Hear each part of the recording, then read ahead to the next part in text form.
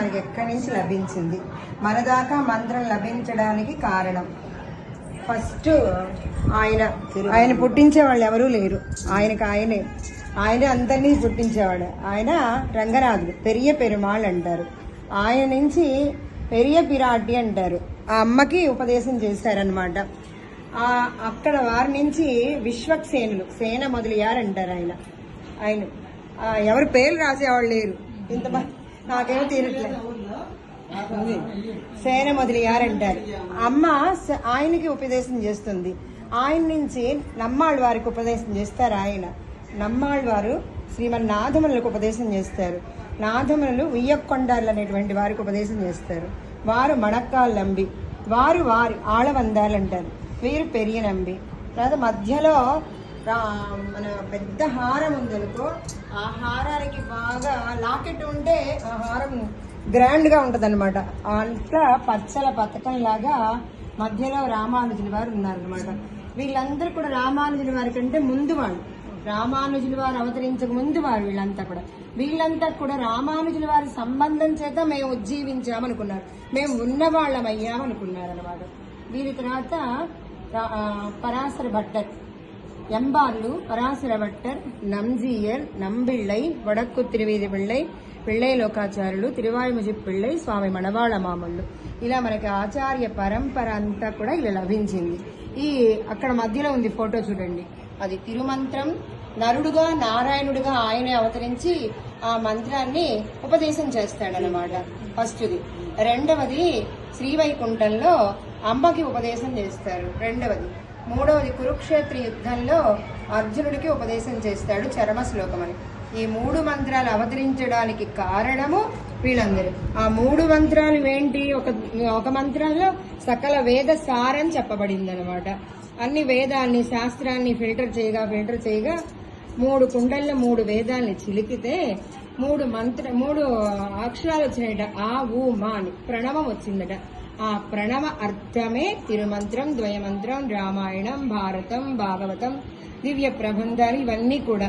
అలా ఈ రత్నహారము రామానుజుల వారు మనకి ఇప్పుడు మన ఆచార్యుల దగ్గర నుంచి మనకి లభించిన మంత్రం వీళ్ళందరూ పొందిన మంత్రం అన్నమాట. ఇప్పుడు మనం పొందినటువంటి ఆ మంత్రం పంచ సంస్కారాలు అయ్యి. అలాగే అక్కడ నంబెరుమాళ్ళు అంటారు ఆయన్ని. రంగనాథుడేమో మూలవర్లు, ఉచ్చవర్లు, ఉభయదేవర్లు, శ్రీదేవి, భూదేవి. ఇది ఇంతవరకు ఆచార్య రత్నహారం. ఇది తర్వాత తిరువేంగడం అంటే తిరుమల, అయోధ్య, తర్వాత శ్రీవిల్లిపుత్తూరు, ఇది శ్రీరంగం, తిరువరంగం. ఇది మధురైలో అవతరించాడు ఈయన, వడమధుర అంటారు. మధురలో అవతరించిన వాడు కృష్ణయ్య, మధుర. తర్వాత మేల్కోట, తిరునారాయణపురంలో స్వామి యొక్క పాదాల దగ్గర ఉంటుంది అమ్మ. ఇది తిరునారాయణపురం. ఇది కాంచీపురం. ఈ 4 చోట్ల కూడా రామానుజుల వారికి గొప్ప విలక్షణమైనటువంటి వైభవం ఉంది. ఈ 4 చోట్ల కాంచీపురం, తిరుమల, శ్రీరంగం, మేల్కోట. శ్రీరంగంలోనేమో 2 విభూతులు ఉంటాయి మనకి, నిత్య విభూతి, లీలా విభూతి.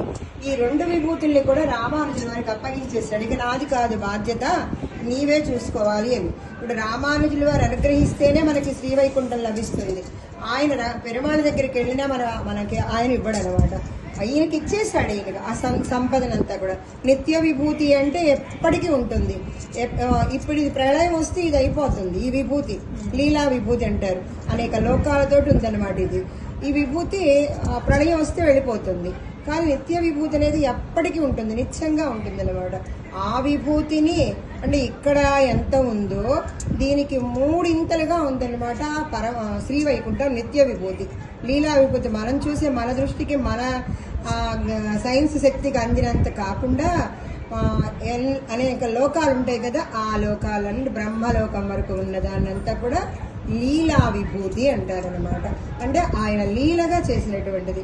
ఈయన ఇక్కడ శ్రీరంగంలో రామానుజుల వారికి ఈ 2 విభూతుల అధికారాన్ని ఇచ్చేసాడు. ఇప్పుడు మన తండ్రి కనుక రిటైర్మెంట్ అయినాక కొడుకు అప్పచెప్తాడు కదా, అలా అప్పగించేస్తాడు. దేన్ని ఇచ్చాడు? ఆస్తి. ఏం ఆస్తిని? 2 2 విభూతుల్ని కూడా ఇచ్చేసాడు అనమాట. నిత్య విభూతి, లీలా విభూతి, తరగనంత గొప్ప సంపదని ఇచ్చేసాడు అనమాట. అది ఇది ఇక్కడ కొడుకు స్థానంలో ఉన్నారు రామానుజుల వారు. అలాగే కాంచీపురంలో ఇక్కడ శిష్యుడిగా ఉన్నారనమాట. అంటే తీర్థం తీసుకొచ్చి ఆ తీర్థం కైంకర్యం చేస్తున్నారు అనమాట. తీర్థం అంటే మనం తీసుకునే తీర్థం కాదు, నీళ్లు అనకూడదు అనమాట. బావి నుంచి ఆయనకి ప్రతిరోజు తిరువారాధన చేయడానికిగా అక్కడ ఉన్నటువంటి శాలక్కిణర్ అనేటువంటి బావి నుంచి రోజు తీర్థం తీసుకొచ్చేవారు అనమాట. స్వామికి తిరుమంజనం చేయడానికి కానీ, అర్ఘ్యపాద్యాజములు ఇవ్వడానికి కానీ అది చేస్తూ ఉండేవారు. అయితే రామానుజుల వారు లేదని బెంగపడుతున్నాడు రంగనాథుడు. బెంగపడి రామానుజుల వారిని